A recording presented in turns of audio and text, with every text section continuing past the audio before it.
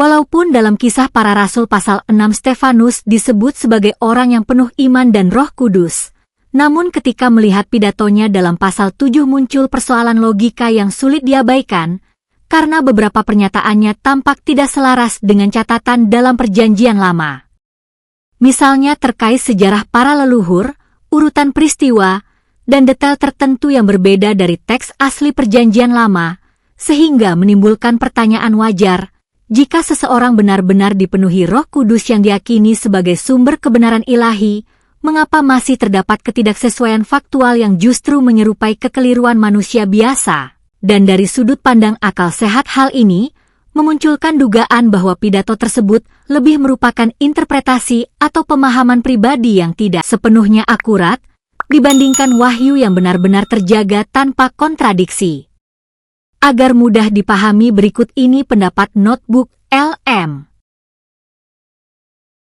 Oke, kita langsung mulai aja ya. Kali ini kita akan fokus pada satu ayat saja, tapi ayat ini, ini menciptakan sebuah teka-teki sejarah yang cukup besar. Sebuah ayat yang kalau kita bedah lebih dalam bisa membuka pertanyaan-pertanyaan fundamental tentang bagaimana kita memahami sejarah dan wahyu. Nah, ini dia titik awalnya. Ini adalah bagian dari pidato terakhir Stefanus yang sangat terkenal.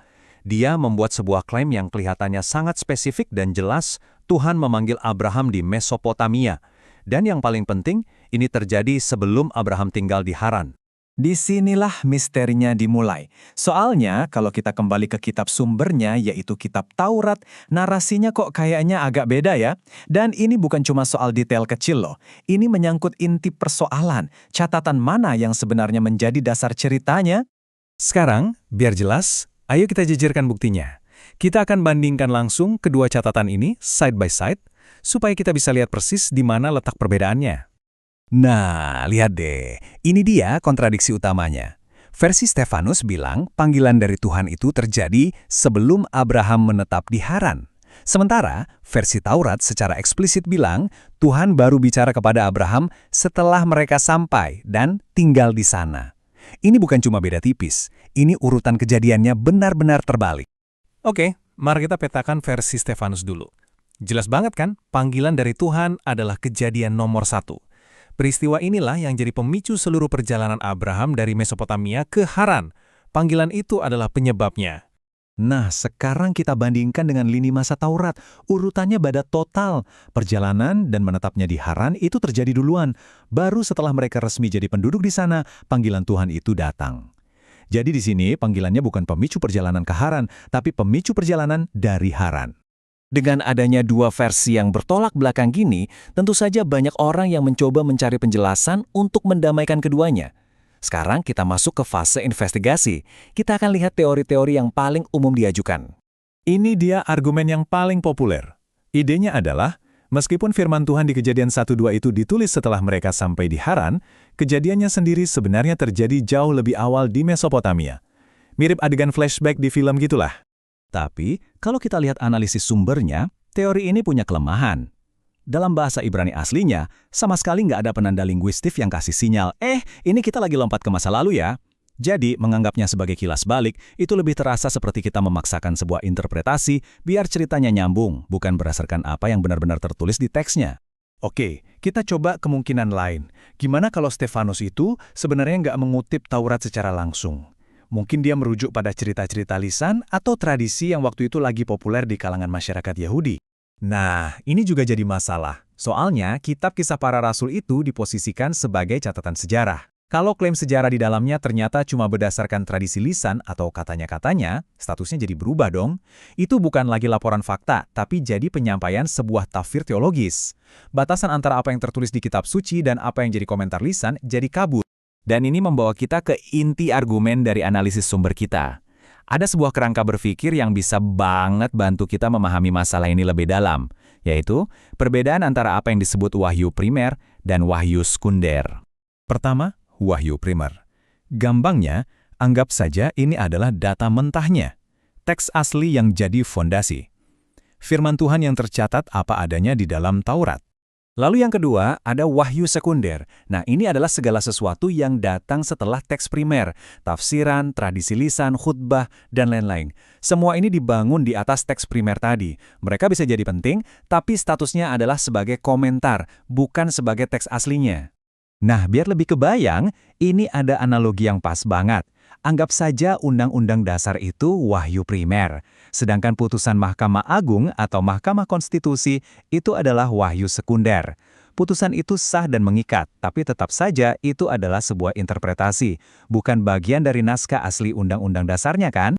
Dengan kerangka berpikir ini, kita bisa melihat lebih jernih apa yang sebenarnya terjadi dalam pidato Stefanus. Apa sih masalah fundamental yang diangkat oleh analisis ini? Jadi, ini dia poin krusialnya. Pidato Stefanus seolah-olah mengambil sebuah putusan Mahkamah Agung, sebuah tafsiran, dan menyajikannya seolah-olah itu adalah pasal asli di dalam Undang-Undang Dasar. Status sebuah tafsiran diangkat menjadi setara dengan fakta sejarah yang original. Nah, disinilah letak masalah metodologisnya. Tapi, tunggu dulu. Apa ini cuma satu-satunya kesalahan yang dibuat Stefanus? Atau jangan-jangan ini adalah sebuah pola? Karena kalau cuma satu, mungkin masih bisa dimaklumi. Tapi kalau ada beberapa, ceritanya jadi beda. Menurut analisis sumber, ini memang sebuah pola yang konsisten. Contohnya, urutan waktu kematian Terah, ayahnya Abraham, juga digambarkan berbeda. Lalu lokasi makam leluhur disebut di Syichem, padahal menurut kitab Kejadian, makam yang dibeli Abraham itu ada di Hebron. Ini bukan salah ketik kecil-kecilan loh, ini adalah detail-detail yang fundamental. Oke, jadi setelah melihat semua ketidakakuratan ini sebagai satu kesatuan, kita sampai pada kesimpulan dari analisis ini. Jadi gambaran besarnya seperti apa?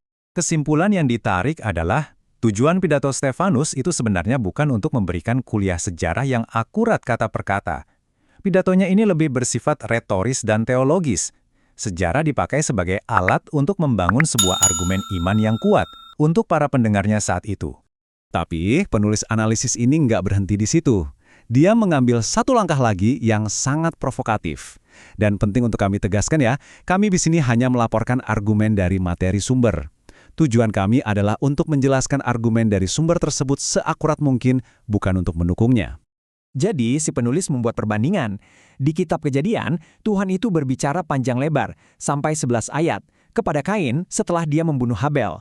Tapi anehnya, dalam kesaksian Stefanus yang begitu penting ini, yang katanya diilhami Roh Kudus, tidak ada satupun firman Tuhan yang dikutip secara langsung. Bagi penulis sumber, keheningan Tuhan ini, ditambah dengan semua kontradiksi sebelumnya, dianggap sebagai kelemahan teologis yang besar.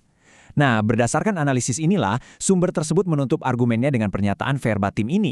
Pada akhirnya, analisis ini meninggalkan kita dengan sebuah pertanyaan yang jauh lebih luas. Ini memaksa kita untuk berpikir kritis tentang bagaimana teks-teks kuno itu disusun dan untuk tujuan apa. Mungkin pertanyaannya bukanlah apakah sebuah cerita itu 100% akurat secara historis, tapi lebih ke pesan apa sih yang sebenarnya ingin disampaikan oleh si penulis kepada komunitasnya lewat cara mereka menceritakan kembali sebuah sejarah.